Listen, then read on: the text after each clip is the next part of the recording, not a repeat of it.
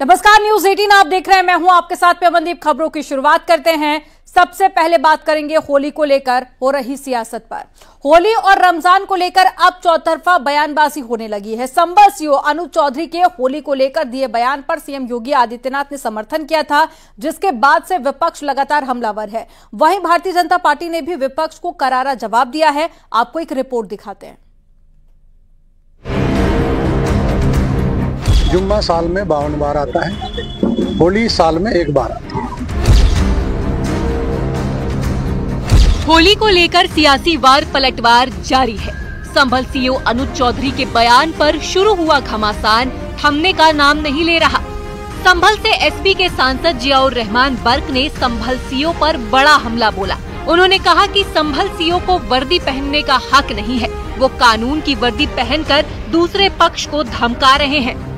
जो व्यक्ति कानून की वर्दी पहनकर किस प्रकार की ओछी बातें करता है, उनको नौकरी करने का कोई हक हासिल नहीं है। अगर एक पक्ष को, एक समाज को धमका करके तुम अंदर रहने की बात कर रहे हो, तो फिर तुम्हारा नौकरी करने का मतलब क्या बनता है। और ऐसा पहली बार नहीं कि हिंदू और मुस्लिम समाज के त्योहार पहली बार एक बार आए, इससे पहले भी कई बार आए हैं और सुकून के साथ में होते हैं, कहीं कोई वो नहीं है। संभल सीओ के बयान पर अब बीजेपी महामंत्री दुष्यंत गौतम का कहना है कि संभल के लोग शांति से होली मनाना चाहते हैं, लेकिन विपक्ष के नेता लगातार माहौल खराब करने में लगे हैं। स्वास्थ्य वातावरण के लिए और भाईचारे के लिए जरूरी है कि पहले होली बन जाए, उसके बाद में हम नमाज कर लेंगे। लेकिन ये राजनीतिक दल जो लोग अपनी रोटियां सीखना चाहते हैं, तुष्टीकरण के तहत अपने वोटों को साधना चाहते हैं, शांति नहीं रहना चाहते, इनकी मंशा को सरकार जान गई है, इसलिए वो पुलिस पे आक्रमण कर रहे हैं। यूपी सरकार में मंत्री ठाकुर रघुराज सिंह ने होली और रमजान को लेकर विवादित बयान दिया है। उन्होंने कहा कि मुस्लिम तिरपाल का हिजाब या सफेद टोपी पहनकर घर से नमाज पढ़ने निकले, वरना घर पर ही नमाज पढ़ें। कुछ लोगों को ऑब्जेक्शन है, वह लोग जैसे महिलाएं इनका हिजाब पहनती है, तो मैं उनसे निवेदन करूंगा त्रिपाल का, जैसे मस्जिद को भी त्रिपाल से ढकते हैं, तो त्रिपाल का हिजाब बना लें और उससे वो लोग जा आ सकते हैं, तो उसमें परेशानी नहीं होगी और उनको आसानी से अपनी नमाज अदा भी हो जाएगी। और देखिए, अब रंग के लिए किसी से हम ये नहीं कह सकते कि 5 मीटर तक ही रंग डालना है, 18 मीटर में रंग नहीं डालना, ऐसा हो नहीं सकता, क्योंकि होली सनातन धर्म की बहुसंख्यक की आस्था का विषय है। यूपी के डिप्टी सीएम ब्रजेश पाठक का कहना है कि होली को देखते हुए सभी अधिकारियों की छुट्टी रद्द कर दी गई है। सरकार हर स्थिति से निपटने को तैयार है। सभी डीएम को अलर्ट रहने का आदेश दिया गया है। पूरी तरह से पूरे प्रदेश के सभी चिकित्सा अधिकारियों को निर्देश दिए गए हैं, जिलाधिकारियों को निर्देश दिए गए हैं कि अमन चैन के साथ साथ सभी अस्पतालों को अलर्ट मोड पर रखें, कोई भी स्थिति से निपटने तैयार रहें। छुट्टियां निरस्त कर दी गई हैं, अस्पतालों में सारी व्यवस्थाएं सुनिश्चित रहेंगी। होली मिशन पर बीजेपी सांसद साक्षी महाराज का कहना है कि होली दिवाली से किसी को दिक्कत नहीं होनी चाहिए। हमें अल्लाह अकबर कहने में परेशानी नहीं है और जिसे परेशानी है उसे अपनी आँख बंद करनी पड़ेगी। जुमा वालों को अपना जुमा पढ़ने का अधिकार है, पर होली साल में एक बार आती है, इससे किसी को गुरेज नहीं होना चाहिए।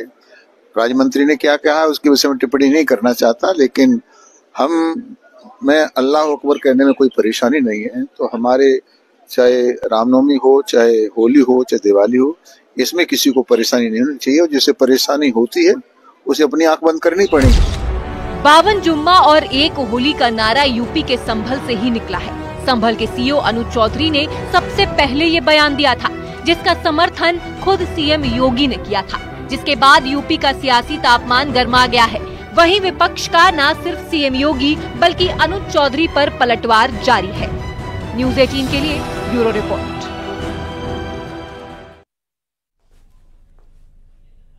लखनऊ में होली और जुमे की नमाज को लेकर इराक से फतवा भारत आया है।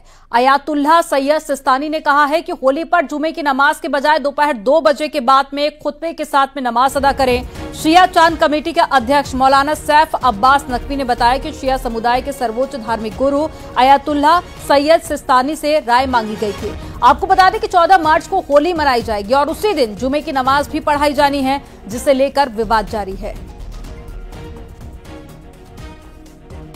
कहा है कि जहां पर ऐसे मामलात हैं, रंग वगैरह खेला जाता है, वहां पर 2 बजे के बाद नमाज जुमा का क़याम किया जा सकता है। 2 बजे दिन में नमाज जुमा का क़याम किया जा सकता है। और जहां पर इस तरीके के मसाइल नहीं है, यानी रंग वगैरह नहीं हो रहा है और पॉसिबल हो, तो वहां पर वही अपनी टाइमिंग जो 12 बजे ज़वाल का वक्त है, उस वक्त नमाज जुमा मुनक्किद होगी। मुरादाबाद में होली के मद्देनजर जुमे की नमाज का वक्त बदल दिया गया है, जिसे लेकर वीडियो जारी किया गया है और इमाम सैयद मासूम अली आजाद ने वीडियो जारी कर लोगों को जानकारी दी है। जामा मस्जिद में दोपहर 2:30 बजे जुमे की नमाज पढ़ी जाएगी। आपको बता दें कि पहले 1 बजे नमाज अदा कराई जाती थी।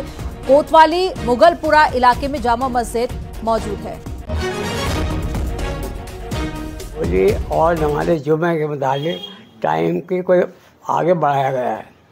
वजह इसकी है रमज़ान शरीफ पर जुमा है, इसमें ज़्यादा से ज़्यादा लोग नमाजी होते हैं, हर मस्जिद भर जाती हैं, लिहाजा इस वजह से टाइम बढ़ा गया है ताकि होली का जुलूस भी निकल जाए, हमारी नमाज भी हो जाए, आपस में कोई एक दूसरे का टकराव ना हो।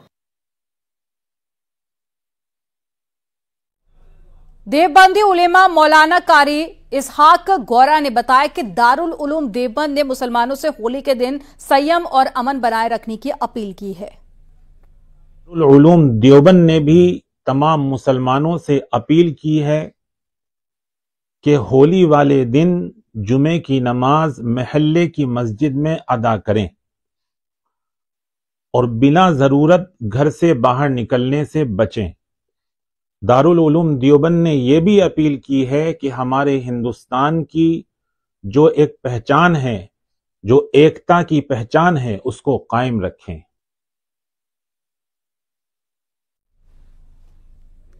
और चलिए खबरों में आगे बढ़ते हैं। राज्यसभा में कांग्रेस अध्यक्ष मल्लिकार्जुन खड़गे और जेपी नड्डा के बीच में तीखी बहस शुरू हो गई है। शिक्षा पर बहस के बीच में खड़गे ने बयान देते हुए कुछ ऐसा कह दिया जो असंसदीय था। इसके बाद में राज्यसभा में हंगामा हो गया। इसके बाद नड्डा ने खड़गे पर पलटवार किया और नड्डा ने कहा कि ये चेयर के खिलाफ अपशब्द हैं। तो खड़गे ने कहा कि मैंने सरकार के लिए कहा, चेयर के लिए नहीं कहा है। चेयर के लिए समझा ना जाए, फिर भी माफी मांगता हूं। डिक्टेटरशिप हो गया। मैं आपसे हाथ जोड़ के विनती कर रहा हूँ, कौन कर रहा है, माननीय दिग्विजय जी को बोलना है। नहीं, मेरा बोलना है, हम बोलने के लिए तैयार भी किए हैं और आपको क्या क्या ठोकना है ठीक से ठोकेंगे। लेकिन सर, आप बहस आपस में करेंगे। आपसे उम्मीद करता हूँ कि आप बातचीत में आप बड़े अनुभवी हैं, आपसे लोग सीखेंगे। उनको ठोकेंगे, सरकार को ठोकेंगे, सरकार को ठोकेंगे।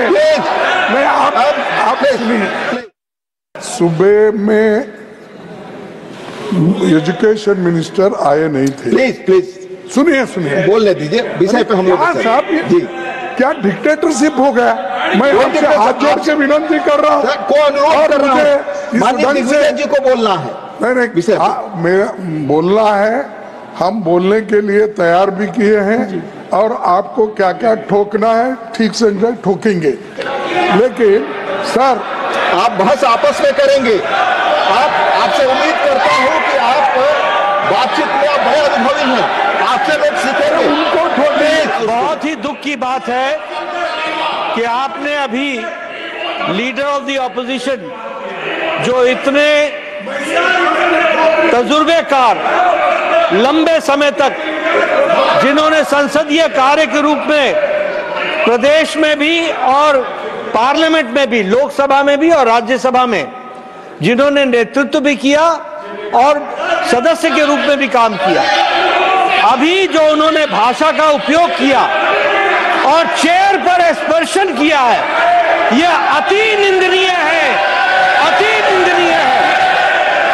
This is condemnable, this is to be condemned by one and all, including the LOP. He should condemn and he should apologise. जो शब्द का उपयोग किया है चेयर के प्रति, जो the word and the language used against the chair, it is unpardonable. Sir, मैं माफी चाहता हूं, मैं कभी आपके लिए नहीं बोला। मैं सरकार के पॉलिसी को हम ठोकेंगे ये कहा। माफ करना, अगर आपको मेरे बातों अगर ठोस लगी है तो मैं आपसे माफी मांगता हूं, मैं सरकार से नहीं।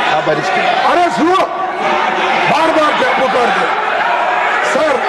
मेरे को ये कहना है कि इस देश के एक भाग को और एक भाग के जनता को अगर आप उनके स्वाभिमान को ठेस लगाने की बात करेंगे और आप ये कहेंगे कि अनकल्चर्ड, अनसिविलाइज्ड और वो मानव नहीं है, अगर ऐसा कहते हैं तो आप मंत्री से इस्तीफा लो।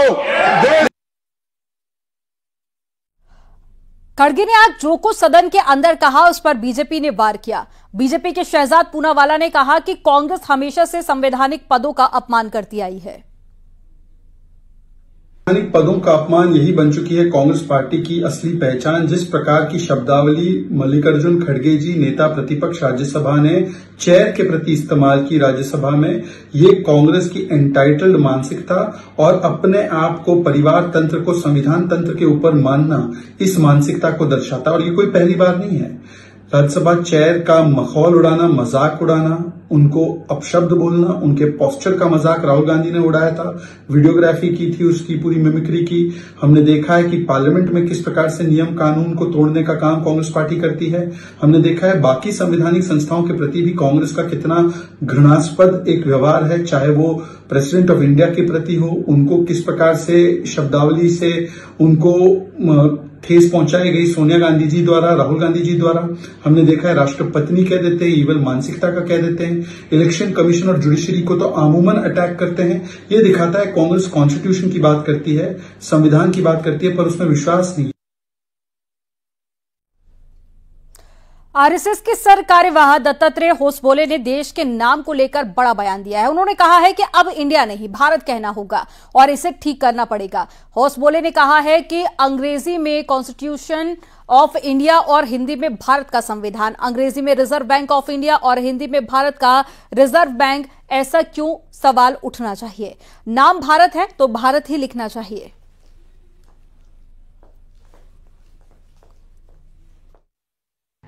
क्योंकि भारत के नाम को इंडिया ही कहना चाहिए।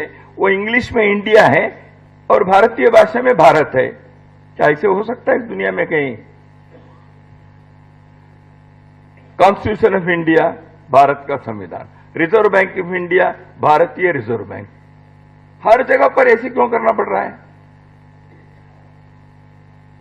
प्रश्न उठना चाहिए।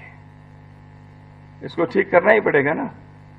देश का नाम भारत है तो भारत ही कहो, और एक इंडिया है क्या, और एक क्या।